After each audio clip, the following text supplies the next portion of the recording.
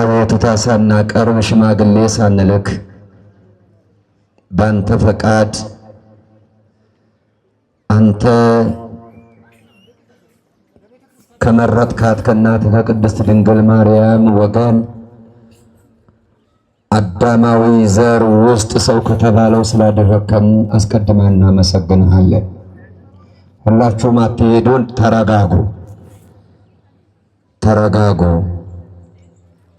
ቃል እግዚአብሔር ሲነገር መውጣት ተገቢ አይደለም። ተረጋጉ። እስኪ ሁላችሁም ከቸኮልንበት እንድናርፍ ቃሉን እንድንሰማ ቀኝ እጃችንን እናውጣ። ለማማተብ ቁርጠኛ እንሁን። መስቀል ምልክት እንስራ። በስመ አብ ወወልድ ወመንፈስ ቅዱስ አሐዱ አምላክ አሜን።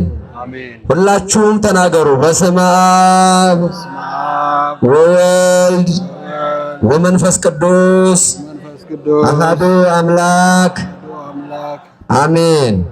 በስመ አብ ወወልድ ወመንፈስ ቅዱስ አሐዱ አምላክ አሜን። በቅድሚያ እጅግ የተወደዱ አባታችን ክቡር ሊቀ ሥልጣናት ቆሞስ አባ ገብረ ሥላሴ የቀራንዮ መድኃኔዓለም ቤተክርስቲያን አስተዳዳሪ፣ ክቡር አባታችን ሊቀ ማእምራን መምህር ስለ ፀሐይ መለስ፣ በጣም ይቅርታ እየጠየቅኩኝ ከሰዓት አኳያ በእውቀትም በስልጣንም በእድሜም ከኔ በላይ የሆናችሁ መምህሮቼ፣ አባቶቼ፣ አበው መነኮሳት፣ ሊቃውንት፣ ካህናት፣ ዲያቆናት፣ ዘማሪያን፣ ምእመናን ወምእመናት ሁላችሁ በወደደን ባፈቀረን በኃያሉ በእግዚአብሔር ስም እንደምን አደራችሁ? እንደምን ሰነበታችሁ?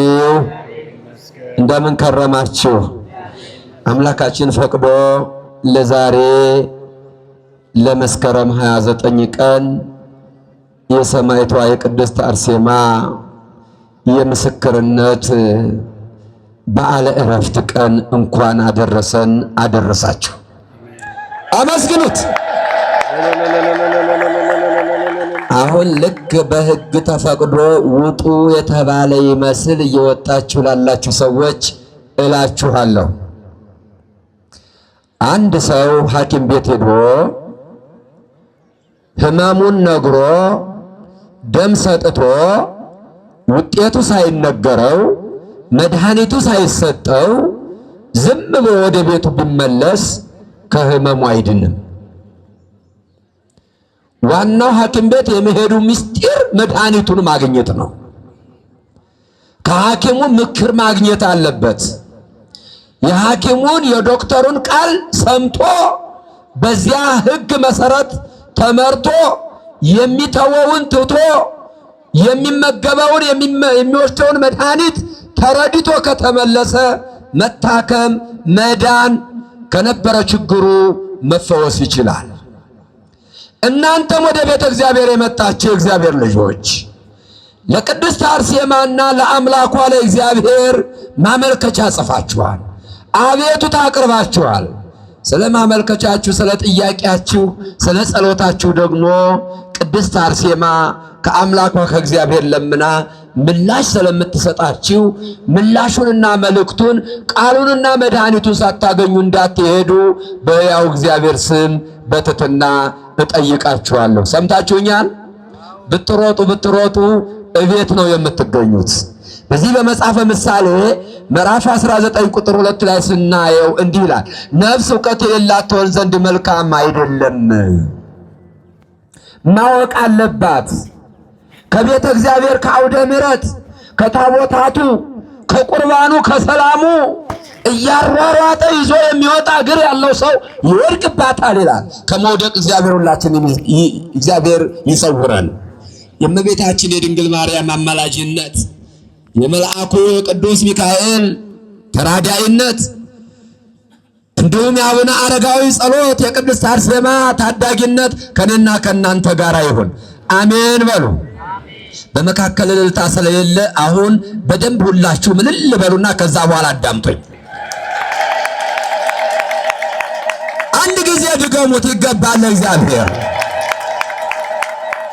ሶስተኛ አድርጉትና ከዛ በኋላ ዝም በሉ። አዎ እስኪ ሁላችሁም ከኔ ጋር ቃሉን እየተከተላችሁ እናስተዛዝለው። ምስክሮችህ በሉ እስኪ ድንቆች ናቸው። ምስክሮችህ ድንቆች ናቸው። ብሂል ፍቁር እግዚአብሔር። ማለት እግዚአብሔር ፍቅር ነው ማለት ነው። መንክር ስምከ በእንተዝ ሐሰሰቶ ነፍሴ ነገረ ቃልከ ያበርህ ወያጠብ ሕፃናተ አፉየ ከሰጥኩ ወነፍሴ አናይኩ። አዎ ምስክሮች ድንቆች ናቸው፣ ስለዚህ ነፍሴ ወደደቻቸው ይላል እግዚአብሔር ቃል። ነቢየ እግዚአብሔር ልበ አምላክ ዳዊት በመዝሙር 118 በቅንፍ 119 ቁጥር 129 ላይ ይህን ቃል እናገኘዋለን። ምስክሮች ድንቆች ናቸው፣ ሰማዕታቱ ድንቆች ናቸው። ስለ አንተ መሰቀል፣ ስለ መገረፍህ፣ ስለ መገፈፍህ፣ ስለ በጎነትህ፣ ስለ ሰው ልጆች ስትል በቀራንዮ አደባባይ ስለ መራቆትህ፣ የርኩሳንን ምራቅ ስለ መታገስህ፣ አንተን አንከዳም ብለው በአንተ ተማምነው ምስክሩን አንገታቸውን ለስለት ጎናቸውን ለጦር የሰጡት ድንቆች ናቸው። ስለዚህ ነፍሴ ወደደቻቸው ይላል ነቢየ እግዚአብሔር ልበ አምላክ ዳዊት። ዳዊት በእውነት የእግዚአብሔር ሰው ነው። ዳዊት ታላቅ የቤተ ክርስቲያን ባለውለታ ነው። ዘማሪ ነው፣ ቀዳሽ ነው፣ ጸሎተኛ ነው። የተሰጡት 7 ሀብታቶች ሁሉ የታመመን የሚፈውሱ የሞተን የሚያስነሱ ናቸው። ዳዊት እግዚአብሔር አስቀድሞ እናት አባቱ ሳያቀርቡት ከጫካ ከረኝነት ለንግስና የተመረጠ ታላቅ ነቢይ ነው። በጎችን ማስተማራት የሚችል በመጽሐፈ ምሳሌ 12:10 ላይ ጻድቅ ሰው ለእንስሳው ነፍስ ይራራል ተብሎ እንደተጻፈ ዳዊት ለበጎቹ የሚራራ የደከሙትን የሚታቀፋቸው ተሸክሞ ሳር እየቦጨቀ የሚያበላቸው የሚጠጣውን የሚያቀርብላቸው ርኅሩህ በጎችን ማስተዳደር የቻለ ሀገርን እንደሚያስተዳድር እስራኤልን እንደሚመራ እግዚአብሔር አውቆ ከረኝነት ጠራው፣ አመጣና ሾመው። ምስጢር ተገለጠ። እግዚአብሔር ሹሞት እናት አባቱ ስላላቀረቡት አባት እናት በደስታ አልተቀበሉትም። እኛ ያልመረጥነው፣ እኛ ያላቀረብነው፣ እኛ የምንፈልገው ባነጋገሩ በሰውነቱ የፈረጠመውን የከረዘዘውን ነበር። እንዲሁም ወንድሞቹም ደግሞ በቁጣ ነበር የተቀበሉት። ነገር ግን እግዚአብሔር ከሾመ ማን ይሽራልና እግዚአብሔር ስለፈቀደ ተቀብቶ ዙፋን ላይ ተቀመጠ። በሚኖርበት ዘመን ዳዊት በዘመኑ ብዙ መከራዎችን አሳልፏል። ወንድሞቹ ጠላት ሆነውበታል። ትዳር ይዞ በሚኖርበት ጊዜ የሚስቱ አባትም ደግሞ ሊገለው ይፈልጋል። ነገር ግን የሚስቱ አባት በታመመ ጊዜ በሱ ዝማሬ ይድን ነበር። እሱ እያዳነው ሕይወቱን ሲመለስለት፣ ጤናው ሲመለስለት ሰይፍ አምጡልኝና ዳዊትን አንገቱን ልቁረጠው ይል ነበር። መድኃኒቱን ጠልቶ ነበር። መድኃኒቶሙ ጸሉ። ጌታችን ኢየሱስ ክርስቶስም እኮ ከሰማይ ወርዶ ከድንግል ማርያም ተወልዶ ሰዎችን በመግቦቱ፣ በተአምራቱ፣ በትምህርቱ፣ በመልካም ስራው ሰዎች ሳያውቁ ጠሉት፣ ሲያውቁት ደግሞ ገደሉት እንደተባለ ዳዊት በመልካምነቱ ብዙ ፈተና አሳልፏል። በዚህ እየኖረ በንግስናው ዘመን በእጁ ላይ የሰው ሕይወትም የኦሪዮ ሰው ሕይወት አልፎበታል። ሌላም ችግሮች አሳልፏል። ይህን ካሳለፈ በኋላ ሴት ልጁን ወንድ ልጁን ደፍሮበት በአደባባዩ በዙፋኑ በተቀመጠበት ነገሥታቱ በተሰበሰቡበት መጥታ ወንድም ያጎሳቆለኝ ስትል ልብሷን ቀዳ አጋለጠችው። በዚህም አዘነ። ይህን ሁሉ መከራ አሳልፎ በስተመጨረሻ የጸለያትን ብዬ ስለ ቅድስት አርሴማ ብያችሁ ዛሬ ታላቅ የበረከት ቀን ስለሆነ ስራ እንሰራለን። እኛን የሰራ እግዚአብሔር ስራ ያሰራናል። እውነት ሐሰት? እስኪ ሁላችሁም እውነት ነው በሉ እስኪ። እኛን የሰራ እግዚአብሔር እኛ ደግሞ በአቅማችን ስራ እንድንሰራ ያደርገናል። ይችላል አይችልም? ይችላል በሉ እንጂ። ይችላል፣ እግዚአብሔር ይችላል። ስለሆነም ምን አለ? ንዑሳነ ማዌ ወሬዛ በቤታዌ የባባቴ ፊት ቤት ከወንድሞቼ ትንሽ ነኝ፣ በአባቴ ቤት ወጣት ነበርኩኝ። ወሬ አባጋ ወይ በግ ጠባቂ ነበርኩኝ። ደው የገብራ መሰንቆ እጆቼ መሰንቆን ያስማሙ ነበር፣ ይሰሩ ነበር። ዋጻበ ያስተዋድዳ መዝሙረ ጣቶች መዝሙርን እንደዚሁ አሁን ቅድም እንደሰማችሁት ከበሮ የሚመታው እጅ ሲመታው ነው። ዋሽንቱ፣ መለከቱ፣ በገናው አጠቃላይ የምናያቸው የቤተ ክርስቲያን የወግ የክብር ዕቃዎች ያው ዝም ካልናቸው ዝም ነው። ያስማሙ ነበረ። ነገር ግን ስለኔ ወደዚህ መምጣትና ያን ሁሉ አሳልፌ ለዚህ ክብር እንዲበቃ ለአምላኬ ማን ነገረው? መኑ ነገሮ ለጊዜ ለአምላኬ ለፈጣሪ ማን ነገረው አለ። ለእግዚአብሔር ማን ይነግረዋል? እሱ ሳይደረግ የሚደረገውን ገና ያልተደረገውን እንዲደረግ የሚያደርግ እግዚአብሔር፣ ሁሉ በእርሱ የሆነ እግዚአብሔር ያውቃል። እንደው ለእርሱ ማን ነገረው አለ። ይፈትን ልበ ወኩልያተ እግዚአብሔር ወላሊትን ልብን ፈትኖ የሚያውቅ ስለሆነ ማንም ሊነግረው አይሻም፣ ሁሉን ያውቃል። ይህን ያለ ነው እንግዲህ ስለ ሰማዕታቱ። አዎ ምስክሮች ድንቆች ናቸው፣ ስለዚህ ነፍስ የወደደቻቸው አለ። አሁን መማራችን ጥሩ ነው። የይሰን ይጋፉ ከማይላፍ ወርቆ ብሩር ከእግዚአብሔር አፍ የሚወጣው የአንደበቱ ሕግ አነጋገሩ ሕጉ ትእዛዙ ይሻለኛል ከብዙ ወርቅ ከብዙ ከሚጠፋ ቁሳቁስ ነገር የእግዚአብሔር ቃል ይሻለኛል። ስለሆነም የእግዚአብሔር መንገድ ይሻለኛል ያለች የሴት አርበኛ ሰማዕቷ ቅድስት አርሴማ እነሆ በሮቤ አካባቢ እግዚአብሔር አምላክ ዘመነ ሰማዕታት የሰው ደም በሚፈስበት ጨካኝ ነገስታት እነ ዲዮቅልጥያኖስ የሚባሉ በተነሱበት የመከራ ዘመን ላይ ተነሳች። በቃ የእርሷ ጸብ ሌላ እኮ አይደለም። የተቀደሰውን ሰውነቴን እናንተ የመንፈስ ቅዱስ ማደሪያ ታቦት ናችሁ የሚለው ገብቷት የመንፈስ ቅዱስ ማደሪያ ሰውነቴን ጣዖት ለሚያመልክ ለአመንዝራ ለክፉ ንጉሥ ሰውነቴን አሳልፌ አልሰጥም ነው የሷ ጉዳይ። ሰማዕታቱ ጣዖት አታምልኩ፣ አትግደል፣ አታመንዝር፣ ለኔ ለአምላክ ብቻ ስገድ የሚለውን ሕግ ተከትላ በምትኖርበት ጊዜ ከዚህ ዓለም ብዕልና ገዳም ይሻለኛል ብላ ወደ አንድ ፍርኩታ እናት ለመሆን ለሁላችን አማላጅ ለመሆን ምርጫዋ አደረገች። በዚያ ዘመን ዲዮቅልጥያኖስ ድንግል የሆነች መልኳ የሚያምር በሀገራችን ላይ ፈልጋችሁ አምጡልኝ የሚል አሽከሮቹንና ከበታች ያሉትን ነገስታቱን አዋጅ አወጀ። ሁሉም በየሀገሩ ተበታትነው እንዲሱ ክራክተር አውጥቶ አምጡልኝ ላለው ሰው ፍለጋ ሁሉም በየመንደሩ በየሀገሩ በየሰፈሩ በየገዳሙ ተበተኑ። ያን ጊዜ አርማንያ በምትባል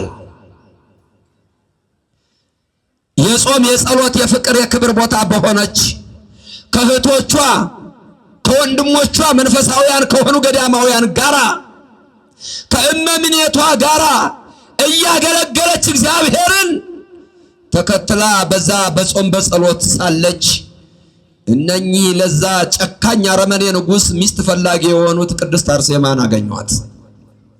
በዘመኑ ከነበሩ ሴቶች ሁሉ የተዋበች እግዚአብሔር መልከ መልካም አድርጎ የፈጠራት ነበረች። እንደ ዛሬ ዘመን ጅብሰም ቦርድ ሳይሆን ቻክ ሳይደረግ ሰዎች በመልካቸው ብቻ እግዚአብሔር በሰጣቸው ጸጋ ይጠቀሙ በነበረው ዘመን ቅድስት አርሴማ መልኳ ጠላት ሆኖባት ስለ መልኳ ተገደለች። ዛሬ ሰዎች መልክ ሰጥቷቸው በመልካቸው ላይ መልክ እየጨመሩ የኃጢአት ምንጭ ሆነው ምድሪቷን ሁሉ ያቆሽሻል። እግዚአብሔር በሰጠን ስብዕናና ጾታ ተከብረን እንድንኖር መድኃኔዓለም ይርዳል። አሜን በሉ። አትቀየሙኝ። እውነቱን መነጋገሩ ይጠቅማል። ማንም ሰው ስለራሱ ተጨንቆ ቁመት ስንዝር መጨመር አይችልም ተብሏል።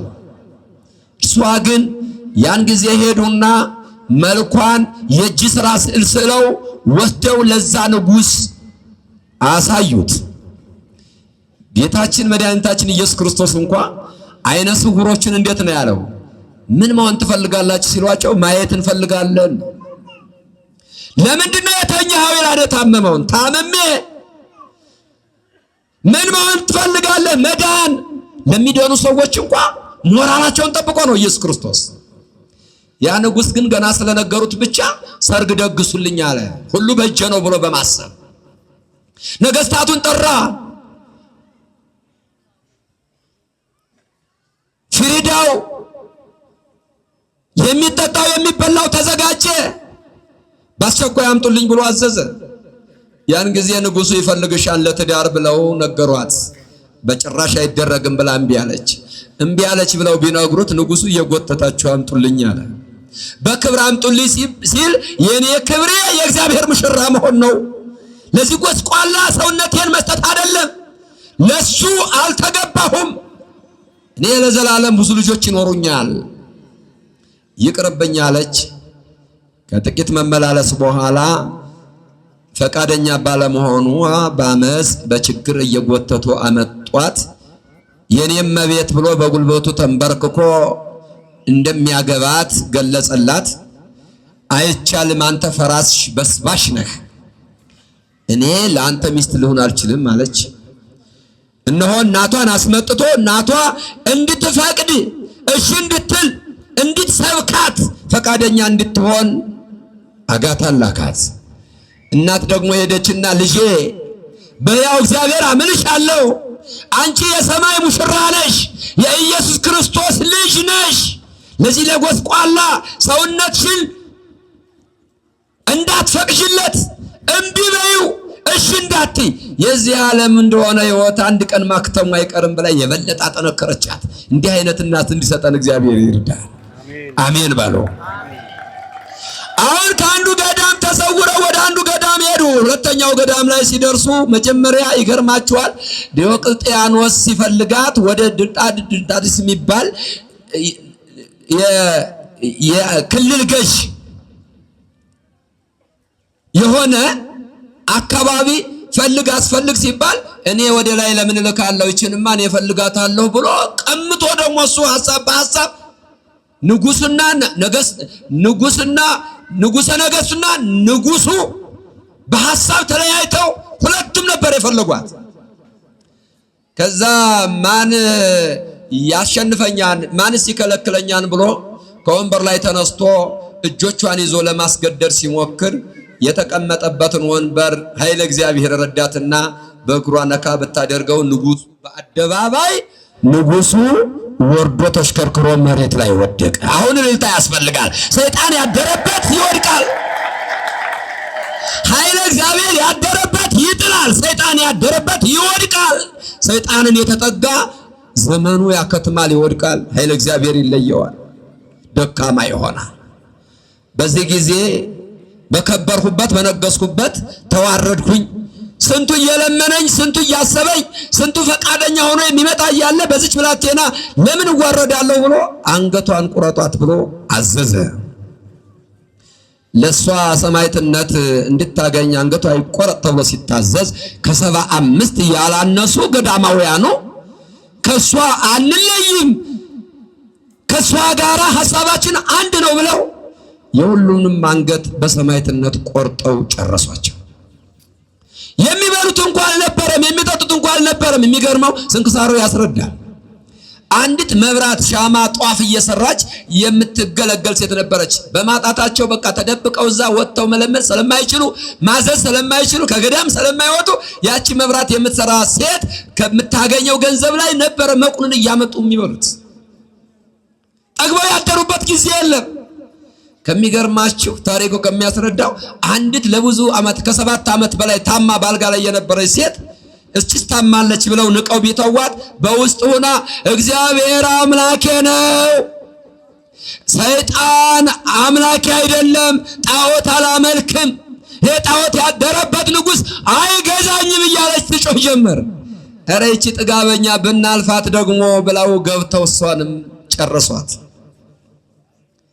ገዳማውያኑ ምስክሮቹ እንዲህ ሆነው አልፈው እስከ ዛሬ ቀን ድረስ የማይጠፋ ስምን አግኝተው ለኔና ለናንተ ብፁዕ ቅዱስ ሰማዕት ጻድቅ ነቢይ ሐዋርያ እየተባሉ አባታችን እናታችን እያልን እንድንኖር እስከ ዕለተ ምጽአት ድረስ ከሥጋ ሳይሆን ከመንፈስ ቅዱስ ያገኟቸው ልጆች ስፍር ቁጥር የሌላቸው ልጆች እንድነሳላቸው እግዚአብሔር ፈቀደ። በዛሬው ዕለት ሰማዕቷ ቅድስት አርሴማ የዚህን ዓለም ውጣ ውረድ በፈቃዷ የሚያምር ሰውነቷን መልኳን መጨረሻ ላይ መልክ ከንቱ ነው፣ ይረግፋል፣ እንደ አበባ ነው፣ ትቢያ ነው። ስለዚህ ምስክር ሁኜ ዋጋ ሰጥቼበት ልለፍ ብላ ለዘላለም የማይጠፋ ስምን አግኝታ ሰማዕትነት ያገኘችበት የክብር ቀን ነው። ለዚህ ያደረሰን አምላክ ክብር ምስጋና ይግባው። ትምህርት ሰማዕቷ ቅድስት አርሴማ ሁሉ ሞልቷት ሁሉን ትታ ስለ ጽድቅ ተሰዳ አንገቷን ሰጥታ ሩጫዋን ጨረሰች። በረከቷን ያሳድርብን። አሜን። ከሷ ጋር የነበሩ የእናቶቻችን የሰማዕታቱ የወንድሞቻችን ረድኤት በረከት በሁላችንም ላይ ይደርብን። እኛ ዛሬ መልካችን ሰይጣን ሆኖብን ነው ያለው? የነፍሳችን ጠላት ሆኖብን ነው ያለው? ወይስ ደግሞ ሕይወት እያስገኘ ነው ያለው? እኛስ የሷ ልጆች ዛሬ ምን እየሰራን ነው? እንቅፋት እየሆን ነው? ስብዕናችንን ጠብቀናል? ሴትነቶቻችንን ጠብቀናል? ወንድነታችንን ጠብቀናል? ባለንበት ቁመናል? ወይስ እየተወዛወዝን ነው ያለነው? ከሰማዕቷ ትምህርት ወስደን ሰው ከሰው ጋር ተከባብሮ ሃይማኖቱን ጠብቆ እህቴ ትበልጣለች ወንድሜ ይበልጣል ብለን ባለን ዘመናችን በሚያልፈው ዘመናችን የሚያልፈውን መንግስት ለማግኘት ንስሐ ገብተን ጾመን ጸልየን ቅዱስ ሥጋውን ክቡር ደሙን ተቀብለን የእግዚአብሔርን መንግስት ለመውረስ ያብቃ። አሜን በሉ። ወስብሐት ለእግዚአብሔር ወለወላዲቱ ድንግል ወለመስቀሉ ክቡር። እንኳን አደረሳችሁ። እንዳላበዛባችሁ ገደሉን በስቷል። እንዳላበዛባችሁ ገደሉን በታች በኩል ተንዷል።